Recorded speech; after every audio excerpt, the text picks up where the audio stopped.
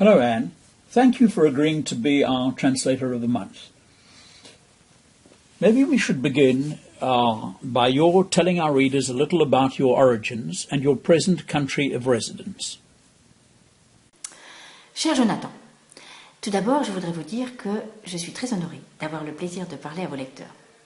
Alors, d'où suis-je originaire? Eh bien, je suis originaire de l'Est de la France, de l'Alsace.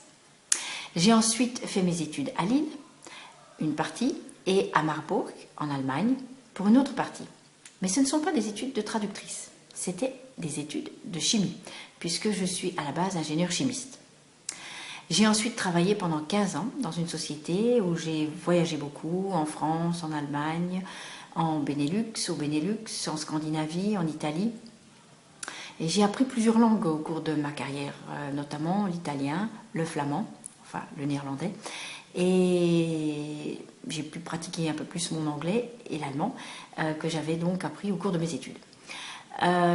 Lorsque j'ai eu 28 ans, eh bien c'était mon deuxième déménagement. Nous sommes allés nous installer en Flandre, à Mol, une petite ville de Belgique, et nous y sommes restés 15 ans.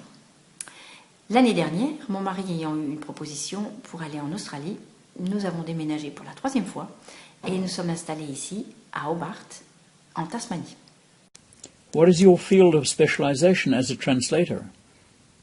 What kind of clients do you have? Are they agencies or end users? Alors, je suis une traductrice peut-être un peu atypique. Je suis venue à la traduction sur le tard. Je m'y suis intéressée en 2007 particulièrement et je me suis donc lancée en tant que traductrice indépendante à partir de cette période. J'ai au départ travaillé beaucoup avec des agences de traduction sur différents sujets. Et puis au cours du temps, je me suis aperçue de deux choses. La première étant que je préférais travailler avec des clients directs parce que c'est là que j'avais l'impression de pouvoir apporter le plus de valeur ajoutée, en parlant avec eux, en sachant exactement quelles étaient les idées qu'ils voulaient véhiculer et en ayant cet échange qui me permettait à moi également de progresser. Et puis la deuxième chose, c'est qu'en fait au niveau de mes spécialités, je préférais travailler sur le changement climatique, tous ces problèmes qui sont très importants et très actuels, et qui sont également reliés à ma formation de chimiste. Donc le changement climatique, ce que j'aime aussi également énormément, c'est le marketing, donc en fait tout ce qui est communication promotionnelle. Je trouve ça très intéressant et très stimulant. Are you engaged in translating full-time? La traduction n'est pas toute ma vie, et je dirais qu'elle prend maintenant de moins en moins de place dans mon activité professionnelle. Okay, so if translating is only one of your activities, could you tell us how you use your command of French and English in other fields? Il y a à peu près donc 6 mois, étant ici arrivée en Australie avec une famille et en nous trouvant totalement expatriés, donc déracinés de notre environnement traditionnel où nous avions été pendant 15 ans, je me suis aperçue que finalement nous étions des expatriés depuis beaucoup de temps. Et que les expatriés avaient un certain nombre de problèmes psychologiques qu'ils rencontraient de façon assez finalement récurrente et assez universelle. Et donc je me suis beaucoup intéressée à cela. Un exemple tout simple, c'est que nos enfants sont français, mais ils ne sont ni nés en France et ils n'ont jamais vécu en France. Donc comment gérer cette identité-là? Ensuite, il y a d'autres problèmes pour les enfants qui sont le bilinguisme ou le multilinguisme, puisqu'ils ont étudié à la fois en néerlandais et maintenant en anglais, mais jamais en français. Il y a également d'autres problèmes qui sont, par exemple, le deuil. Comment gérer le deuil? Alors le deuil, souvent on pense que c'est quelque chose qui est lié à un drame, à la mort d'un être cher, mais on peut avoir toutes sortes de deuils. Le deuil de quitter sa maison, le deuil de quitter un endroit, le deuil de quitter ses amis, même s'ils ne sont pas morts physiquement, mais on sait que de toute façon, ça ne sera jamais pareil. Donc tous ces problèmes-là m'ont en fait passionnée. Et j'ai décidé donc de lancer un nouveau site et de me spécialiser dans ce domaine, qui est en fait de l'assistance psychologique aux expatriés. Et non pas donc, comme vous l'avez compris, sur des problèmes matériels, comment obtenir un visa ou bien comment s'inscrire à la sécurité sociale locale, mais surtout comment gérer tous ces manques, comment gérer toutes ces relations à la fois également dans le couple, quand il y a une personne qui est donc accompagnatrice et qui est obligée de laisser son travail.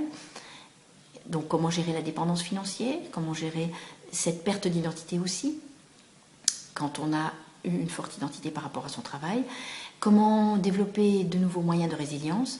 Donc toutes ces thématiques sont passionnantes, m'intéressent beaucoup et c'est ce que je développe sur mon site qui est pour le moment en anglais, donc à expatriateconnection.com et que j'espère faire également en français. Voilà, donc ça c'est ma nouvelle activité qui m'occupe, on va dire, 90% du temps. En conclusion, Jonathan, j'aimerais dire que je vous remercie beaucoup de m'avoir offert cette possibilité de parler à vos lecteurs et je voudrais également vous donner un grand coup de chapeau pour tout le travail que vous faites sur le blog qui est passionnant, très intéressant, très recherché et qui apporte à la communauté, toute la communauté francophone, une grande qualité dans tout ce qui est linguistique, culture générale et savoir. Donc c'est formidable. Et je voudrais dire également que j'accorde beaucoup d'importance à notre amitié qui est née au départ de la traduction. Yes, Anne, you are right.